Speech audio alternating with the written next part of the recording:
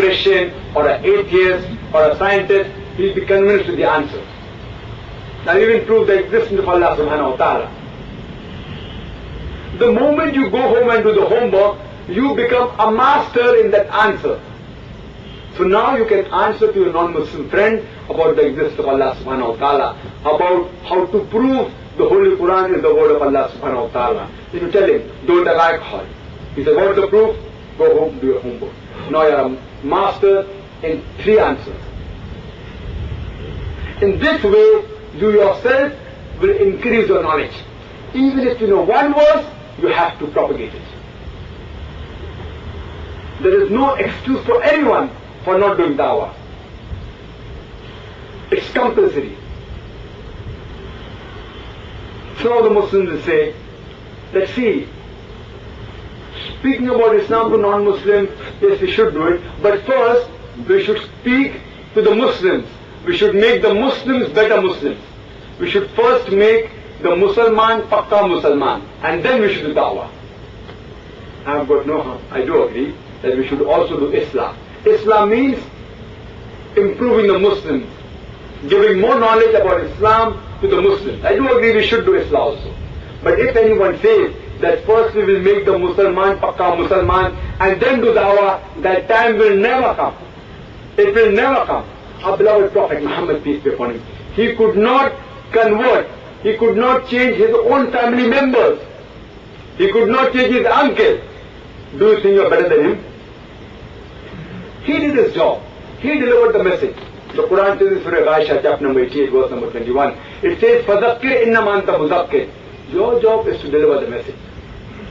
Changing hearts is in the hands of Allah subhanahu wa ta'ala. But your job is to do zikr, is to deliver the message.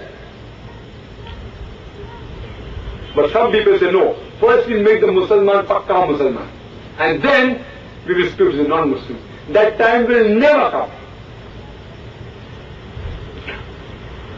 Our beloved Prophet Muhammad, peace be upon him, in the farewell pilgrimage, he said that had every one of you, and there were more than 1,10,000 Sahabas, more than 110,000 Sahabas were present there, he asked them that did you receive the message? And all of them unanimously said, Beshak, we did. We did receive the message. Then our beloved Prophet said that all those who are present here, deliver it to those who are not present here. And believe me, more than 100,000 of the Sahabas were buried outside Arabia. For what? For making Musalman Pakka Musalman? No, for doing Daawah. To deliver the message to the non-Muslims.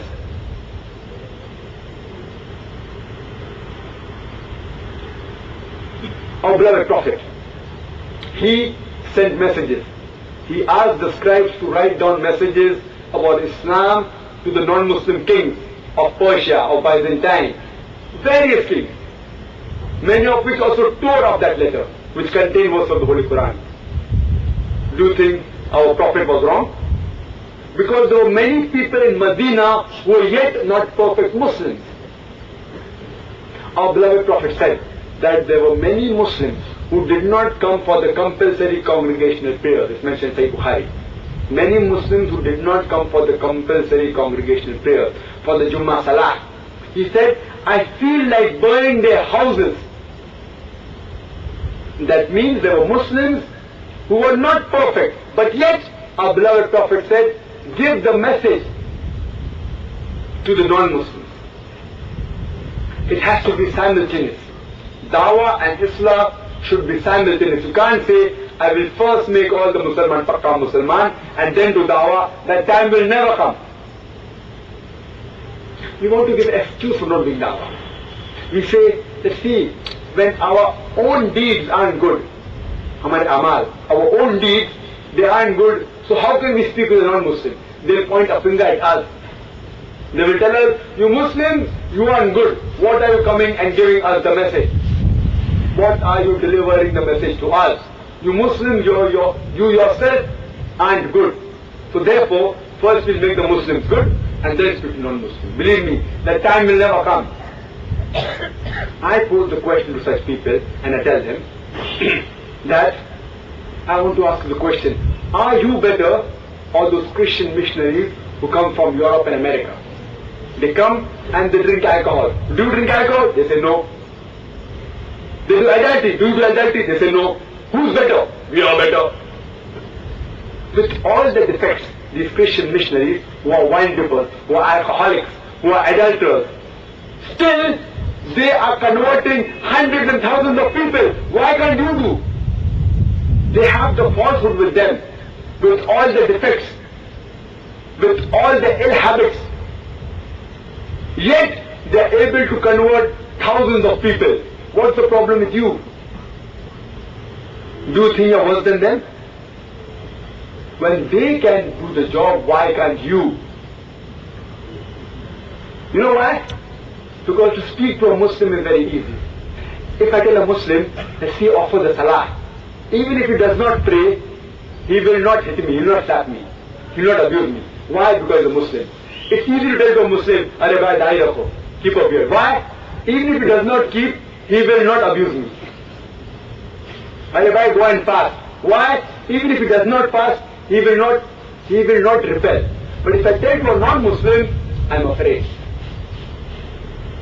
I'm afraid that it may backfire. You want to do the easy job. Therefore, it is compulsory for everyone to do both Daawah and Islam. And believe me, there are some people who quote the Quran to say Daawah is not required. And they say it's mentioned in the Quran, "Lakum dinukum waliyad-din," that to you is your way and to me is mine. Therefore, Quran clearly says that let them follow their way of life. Why should we interfere? These people, they are misquoting the Quran. They are quoting a verse of the Holy Quran out of context. What they are quoting is from Surah Kafirun, chapter number 109, verse number 6. But for the context, you have to refer to all the 6 verses, which says, قُلْ يَا أَيُّهَا الْكَافِرُونَ لَا أَعْبُدُ مَا تَعْبُدُونَ وَلَا أَنْتُمْ عَابِدُونَ مَا أَعْبُدُ وَلَا أَنَا عَابِدٌ مَا عَبَدتُّمْ وَلَا أَنْتُمْ عَابِدُونَ مَا أَعْبُدُ لَكُمْ دِينُكُمْ وَلِيَ دِينِ. Which means that say to those who reject faith, you worship not that which I worship. I will not worship that which you worship. You will not be worshipping that which I want you to worship, nor will I worship that which you worship. To you is your way and to me is mine. First, deliver the message. After he rejects the faith, then tell him that I will not worship that which you worship and you will not worship that I worship. But first, the question of rejecting the faith comes only after you deliver the message. It does not come before delivering the message. After you deliver the message, and then if he rejects the message, then after trying your level best, then you can tell him to use your way, to me is mine. That is not the first resort, that is the last resort. That is the last resort, not the first.